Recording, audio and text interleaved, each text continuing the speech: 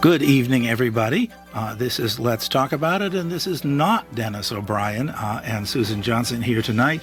We understand that they are enjoying sunnier climes, so a couple of others are pitching in for them tonight. So I'm Jamie Eves, and I'm the Windham Town Historian, and I'm joined here by Kira Holmes, who's the Executive Director of the Windham Textile and History Museum.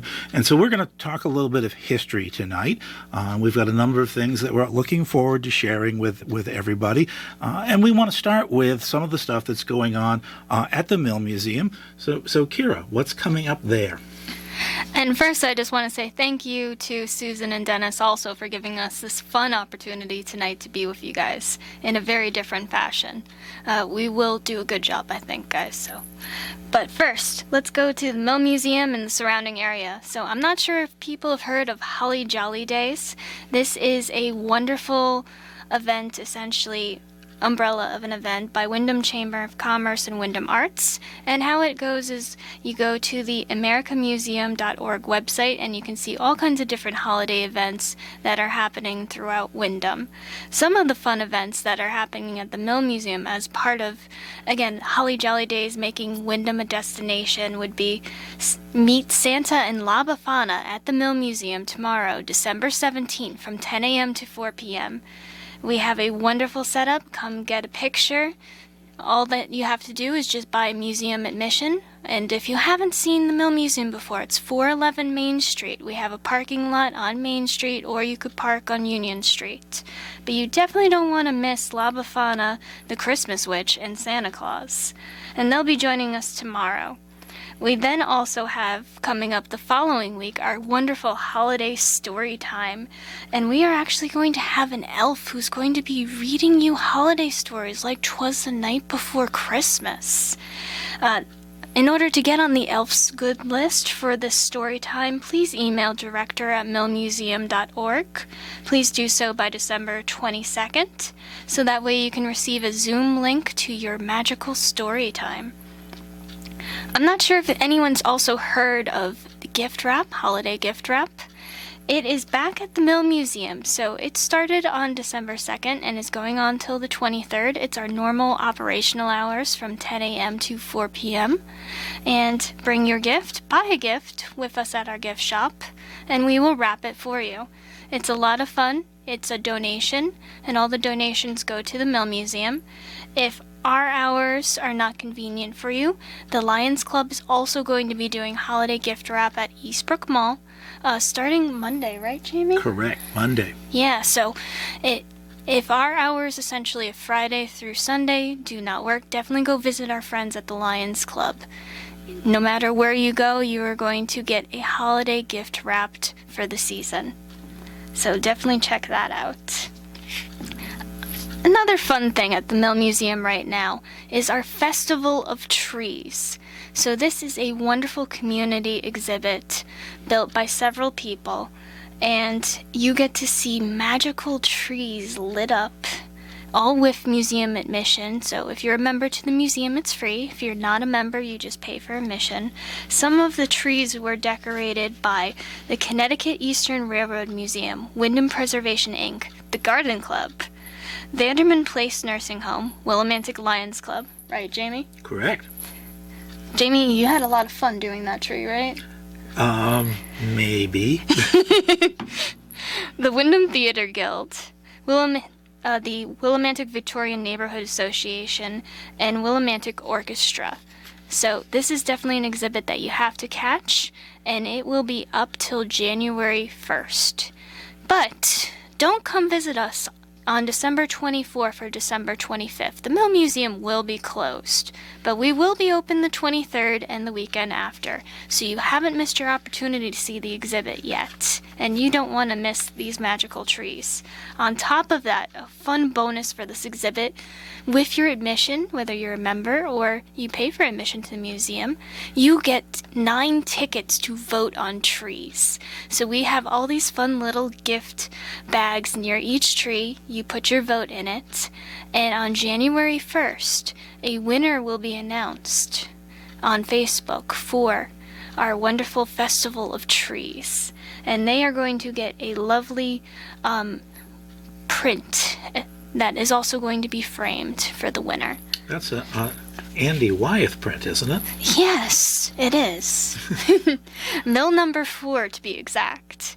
If you haven't seen that print, definitely come visit us at the Mill Museum. We have plenty of them in the gift shop available. It's a beautiful print, going from stained glass windows to a beautiful girl in the picture, which I'm not sure who the model was. Any clue, Jamie? Yes, the model was someone who, at the time that Andy painted this back in the 1990s, she was a volunteer at the Mill Museum.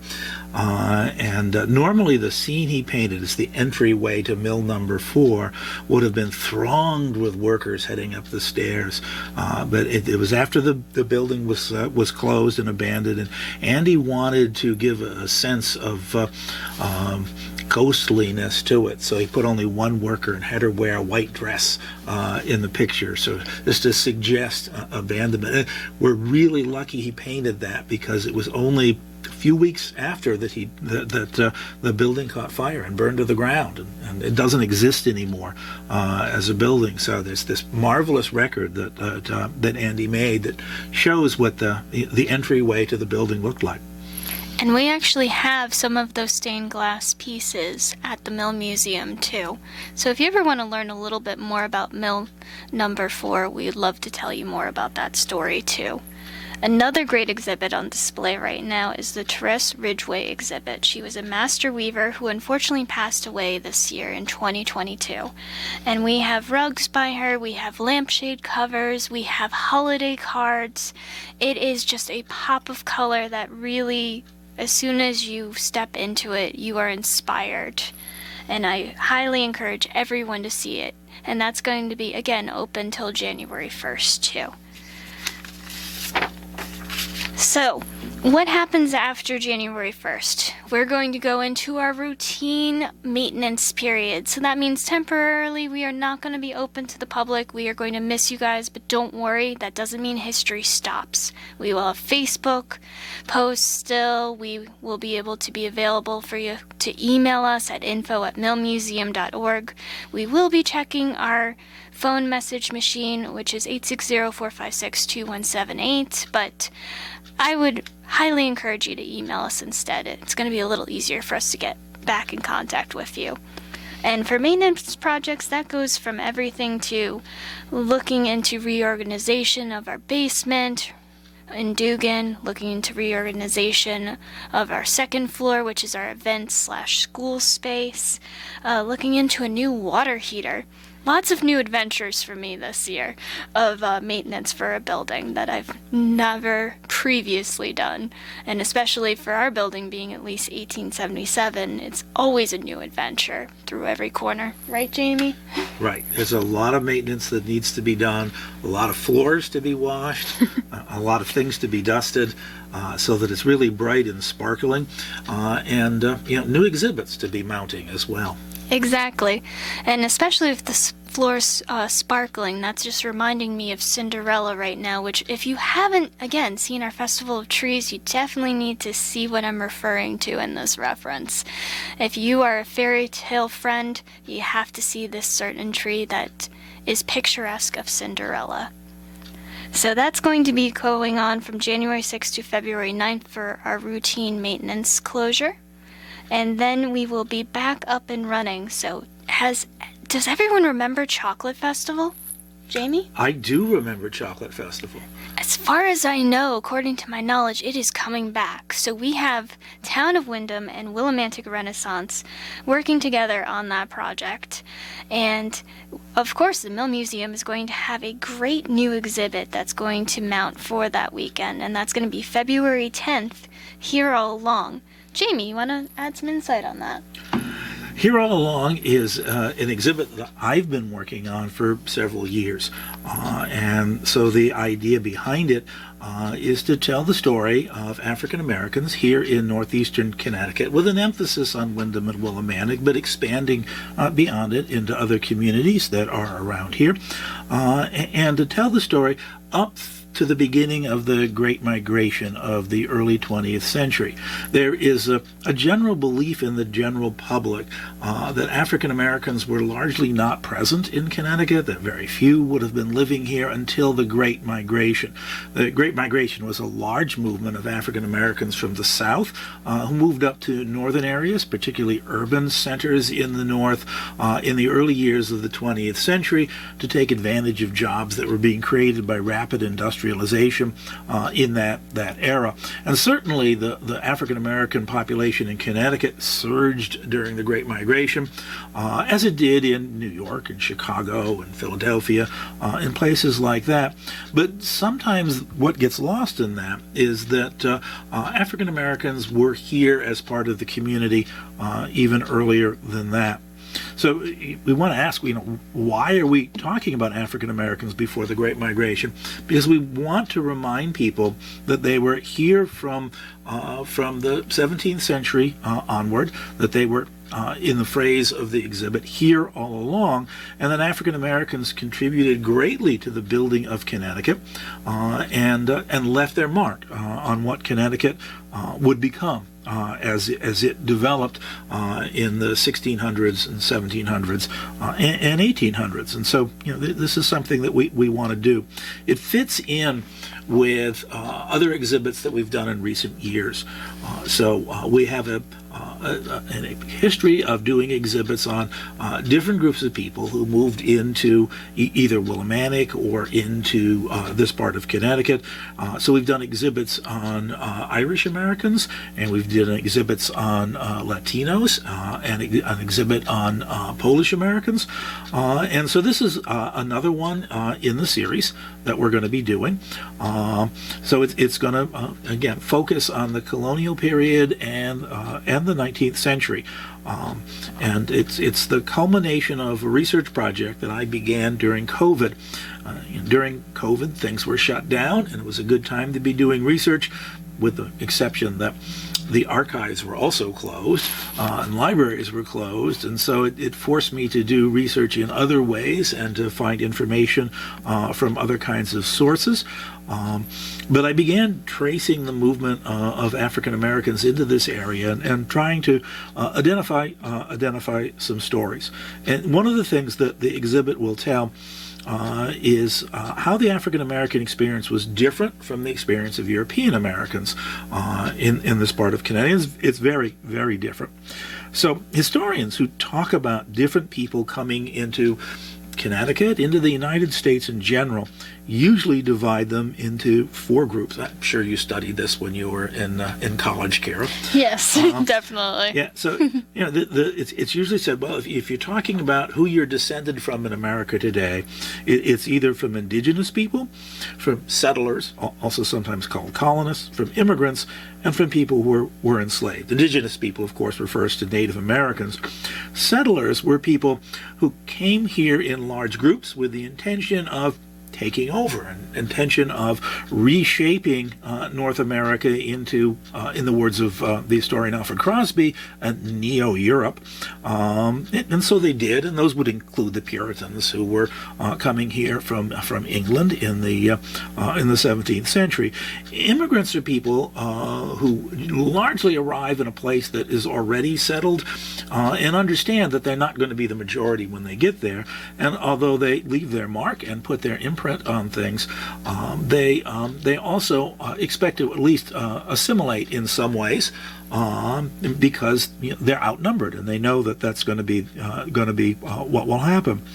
Enslaved people are another category, and until really fairly recently, even professional historians assumed that African Americans coming as enslaved people during the colonial period had no agency. They had no power. They really weren't able to affect anything. That the fact of their enslavement meant that they really weren't impacting the area in which they lived, and so they're often treated as just simply victims and not as human beings with agency.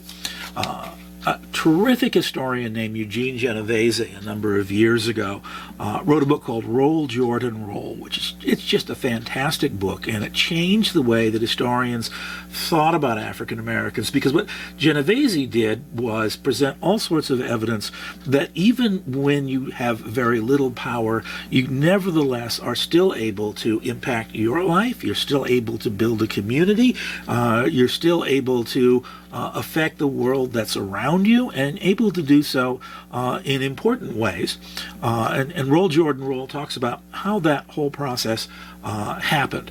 And so as research was done into this topic, it became very clear that African Americans did have an impact in the colonial period and in the 19th century, but one that always wasn't visible to their white neighbors, but was there nevertheless, and was significant. And particularly here in the town of Windham, we have that significance in that the first two non-indigenous people to move into what is now Windham were John Cates, who was an English refugee. He may have been a political refugee.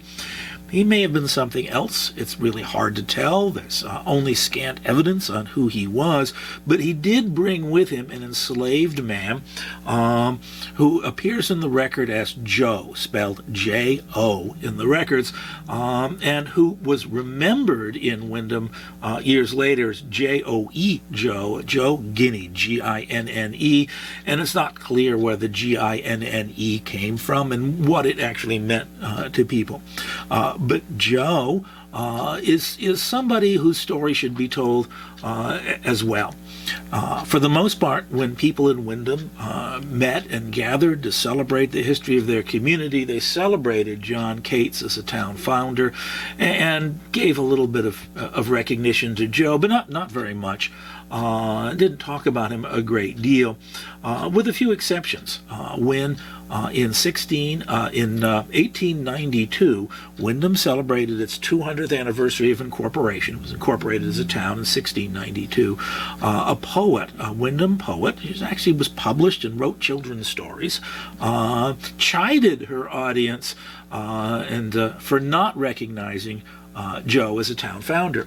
So he almost certainly built the first house that was here. It wasn't John Cates. It was his slave who built the first house that was in Wood. The house doesn't exist anymore, but it would have been built in colonial times. He kept Cates alive and himself for 2 years until other people began to show up. He plays a role, and that role is important to consider what it is and what it wasn't, and what powers he had and what powers he didn't have, and what privileges he had and didn't have, and what his life was like. And like all sort of average, ordinary people, there's not a lot of records of him, and so we have to do a lot of guessing. And so the exhibit will ask a lot of questions to which we might not have answers. Questions about people like Joe, or like Lyman Jackson and his wife Clarice, for whom Jackson Street in Willimantic is named. And they had a house. They rented it. And for years I thought, well, that house can't exist anymore. But as it turns out, it does. The building is still there. Which you're going to have to take me to. I can't take you inside without asking permission of the people who live there. Well, I didn't mean that part. But I can show it to you. It's actually still on Jackson Street. It's on a rear lot. It's behind other houses, but it's still there.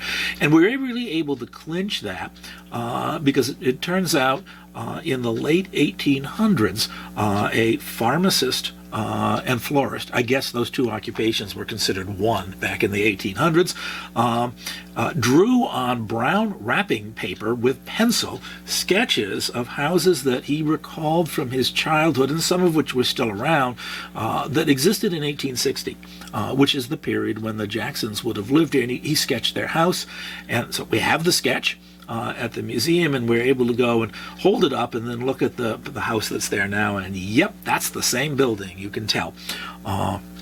Again, I can't wait to do that part with you, especially. That's going to be a lot of fun.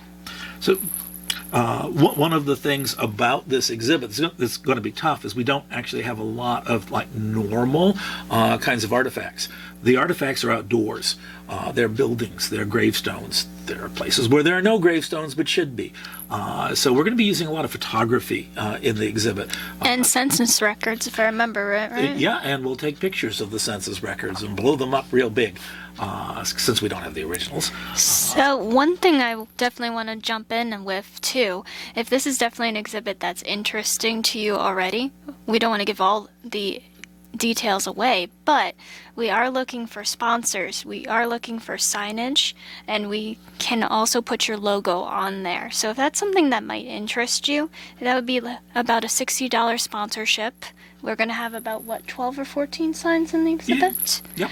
And so if that's something that interests you, please email me at director@millmuseum.org. We can put your logo on it, and you can sponsor part of our exhibits. Just to sort of finish off a little bit about that exhibit, we're also going to be involving the community as well, as we do in all of these kinds of exhibits. So we've already started to reach out to, and will continue to reach out to, the African American community in this part of Connecticut, and we want to talk to people, we want to find their stories and their history, and even if their story is one of the Great Migration and on, the last part of the exhibit will be, since the Great Migration and what has happened since then. This is something that's going to be happening over the next few weeks as we start to reach out to people and start to put together our exhibit boards and our signage. And so the idea is to have this up by February 10th, so that we'll have an opening then, and so that people can come and learn about people who were here all along. Welcome back, everyone, and happy holidays. Again, you're with Kira Holmes and Jamie Eves. Thank you, Susan and Dennis, and also thank you, Matt Rubar, for doing this with us this evening. We're so glad to be here. So, some final quick events happening at the Mill Museum. We have tomorrow also our drop-in spinning bee. This is the last one for 2022. I can't believe the year is almost over. And we have Peggy Church with us. She's going to be from 10 a.m. to 1 p.m. at the Dugan Building, 157 Union Street. And she's going to be doing a drop-in spinning bee. It's networking, it's fun, you're spinning, it's a great event. So if you haven't been to one before, this is a free fun event that you definitely should stop in for tomorrow. Other fun things coming down the pike in February. We are going to have a sweetheart dance. So as part of the Chocolate Festival, we're going to have a sweetheart dance at the Elks Club. And that is going to be from 7 to 11 on February 11th. $30 for the ticket. More details will be coming soon through our Facebook and website. And then we mentioned in our last bit the Here All Along exhibit. Well, we're going to have an opening reception for that on February 24th from 6 p.m. to 7:30 at the Mill Museum. So we hope that you guys will definitely attend. Again, more details coming up through Facebook and our website as these events get closer. And also other things that might just pop into our schedule. We're always adding things around here. Jamie, what about our website though? Oh, well, okay. The website that we have has been undergoing some renovations lately. So our website of the museum, which we've had for years, is www.millmuseum.org. It began many years ago, but it's undergone several different iterations over time. So we've been doing a lot of work on renovating it. Our goal with the website is not just simply to do marketing, although you can log into the website to find out everything that's going on at the museum. There's a page in there on current events. There's a page on temporary exhibits, the ones that are up only briefly, and things that you will see if you visit the Mill Museum, that's there. But we also want to fulfill our mission. And our mission is, as a museum, is to tell the history of textiles in Connecticut, both pre-industrial textile production in the colonial period, spinning wheels and hand looms and barn looms and things like that, but also to include in all of that local history as well. We start with pre-industrial textile production. We move on to the factories and the mills, and the creation of mill communities and mill towns. But then there needs to be a place to do local history. Local history gets often ignored in our educational system that focuses on national and international events. Yet local history is the real history to most people. It's the history of their community. It sets all of us in a place where we need to be, tells us all that we're important, that tells us all that we have background, and so we've tried to include an awful lot of that as well. So if you go into our website, you'll find a whole bunch of history articles that are there on a whole bunch of topics, so that we are teaching history, we're interpreting history, we're fulfilling our teaching function, our educational function as a museum through our website, as well as doing it, doing it in the museum, itself. Also, I think we have some new blog posts too, right? They say that the Windham Town Historian has a blog on there. So if anybody wants to access that, there is a link on the home page, and you can click on it. Sometimes what I do is I take things that I've put up on Facebook, and then I put it there as well, and that kind of makes it easier to find, and it preserves them a little bit. But it might also be other things that have to do with either history generally or history locally, but might not be expressly about the history of textiles. And so something that wouldn't be an article to write for elsewhere in the website, but a chance to talk about things that happened in the past that are relevant to today, and to make connections. In late 2020, I researched and wrote an article on disputed elections in American history, suspecting that we might be on the verge of one, which we were. And so that's a longer piece that's there. So those are there as well, among things. I want to say that what I really like about the website that we're doing, Kira, and that we're working on it together, and I like that too. That it's not just one person doing it and one person knowing how to do it. I like it that there are several people with the museum who know how to use WordPress now, and so several people can update it. But I just think things are always better when they're done by multiple people working together, rather than just one person.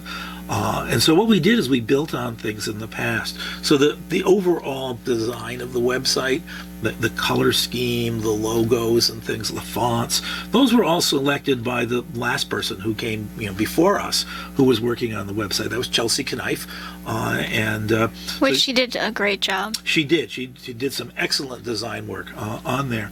But when we started working on it, we found a lot of pages that had been designed by her predecessor, Suzanne Latulippe, who also did a really nice job and was very creative.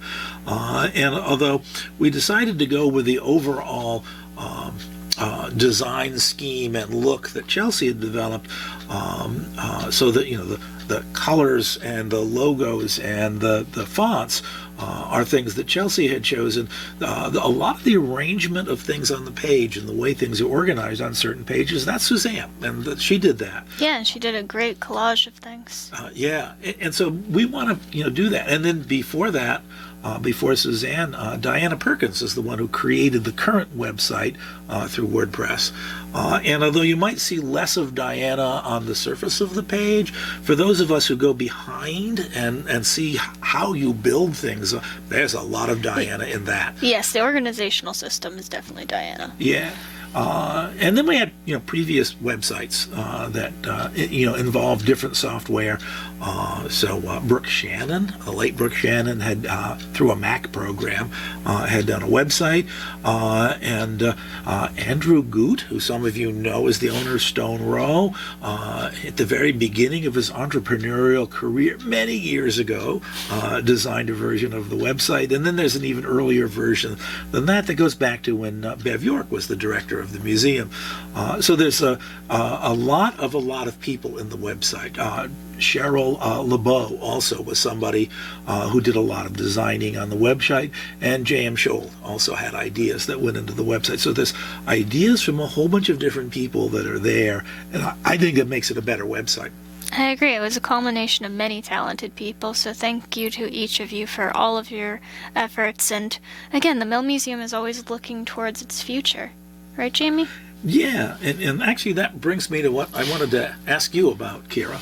I know that you were a student at Eastern Connecticut State University as a history major, and then you went on to get a master's in public history at Central Connecticut State, and that you've been working at museums in a number of years now, including Mystic Seaport, it seems to me that there have been changes that have been occurring in the museum community that have been going on for a number of years now, but these changes have maybe been catalyzed by COVID.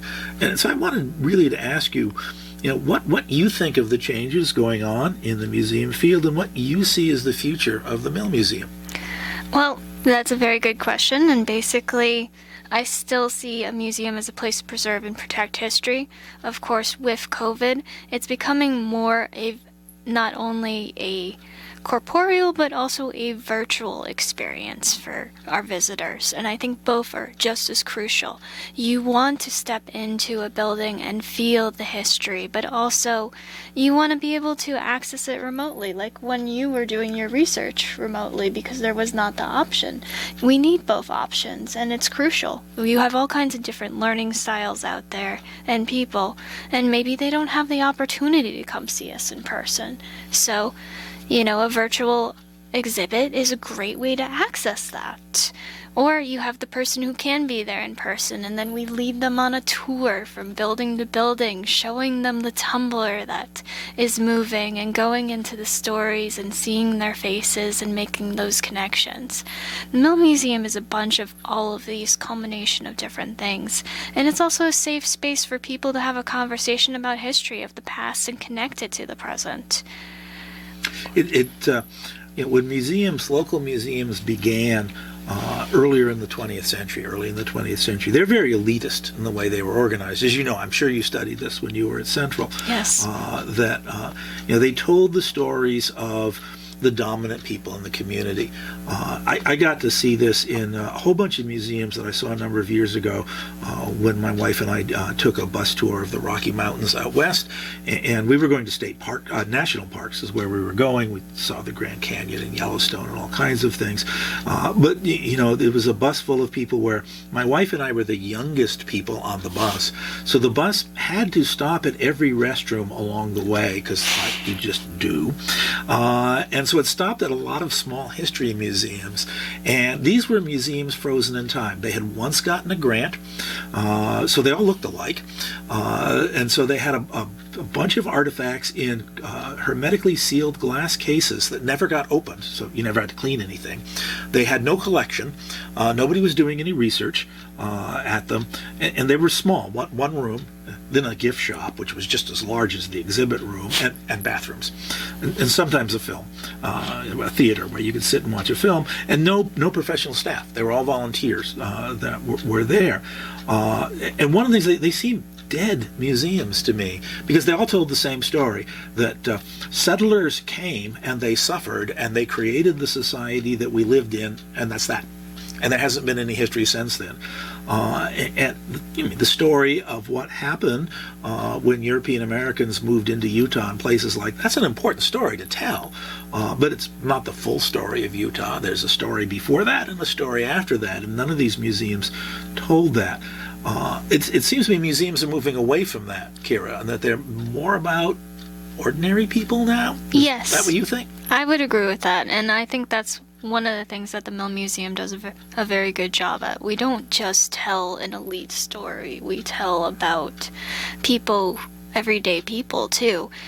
We do sell a book in our gift shop by Beardsley that actually goes into several different oral histories of people who worked in the mills. As Jamie was saying, too, we've done different immigrant groups. We've also, in this exhibit, it's going to be talking about common people. You need to embrace everybody's story, and that's really crucial to learning history. And also, it's hard to find the everyday story, too, because again, we still are in this frame of, the elite story, and sometimes you can find more stuff because they had more money.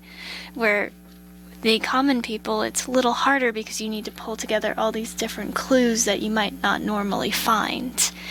Like women's history, that's another one that's very hard because when the names change, you have to then figure out what did the name change to, and then you have to look under that name.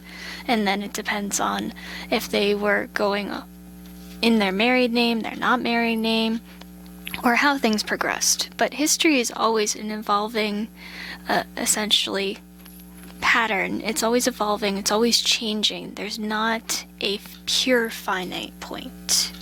You talked about earlier how that being able to do virtual history makes history more accessible to more people. What kinds of people do you think were having trouble accessing museums that might now have greater access to the things going on at the Mill Museum? I think that sometimes it was people who just unfortunately cannot just have essentially accessibility issues in general, for one thing, because our museum is a little bit older, and are there any parts of the Mill Museum that are not accessible to people who have mobility issues? Unfortunately, yes. Our third floor of our main building. We don't have a chairlift or anything, and we're hoping that we can get another iPad and be able to make it more accessible. I wanted to ask you, because you were telling me about how you were going to make that accessible just the other day. And how would an iPad make it so that users could use what is on the third floor, and how would an iPad make that accessible to people who can't climb those stairs? So on the third floor is our collections and also our research room. And the iPad would help you be able to do your research on a level so that way you can access our collection too, or we can still bring stuff down, we can set up a table, as well as show pictures of what it looks like too. It allows you to have that experience in a virtual way, but also still connecting with our building. So are there ways that people could use that iPad to see items in the museum's collection? Yes, we do have our collection also, part of it online too, from our website, and it could be connected to our website so you could see pieces from our collection and catalog it. I think that's really exciting to do that. And I've noticed that in the museum there are these things that I used to think were robot fingerprints. They say they're called QR codes. Yes. What are those weird things? Yes, and we actually have some QR codes already set up in our Dugan building, which are in English and Spanish. And the QR code, how it works is you usually use your phone through the camera, and it actually, if you have your phone already connected to data or Wi-Fi, it will then connect to this audio recording for ours, for the Dugan building.